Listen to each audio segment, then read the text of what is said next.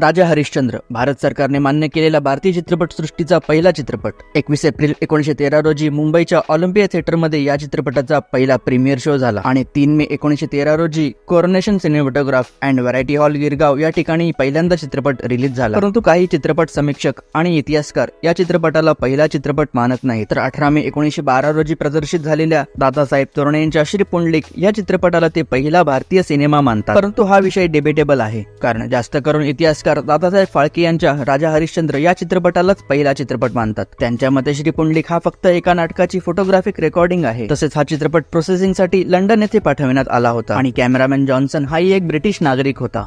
राजा हरिश्चंद्र या चित्रपटाचे पहिला 4 रील्स होते, परंतु काळाच्या ओघात फक्त पहिली आणि शेवटची रीलच नॅशनल फिल्म आर्चिव्ह ऑफ इंडिया येथे संदर्शित करण्यात आली आहे। इथेही मतभेद आहे। काही इतिहासकारांच्या मते या रील्स फाळके यांच्या 1917 साली आलेल्या शॉर्ट फिल्म सत्यवादी राजा हरिश्चंद्र या चित्रपटाच्या आहेत।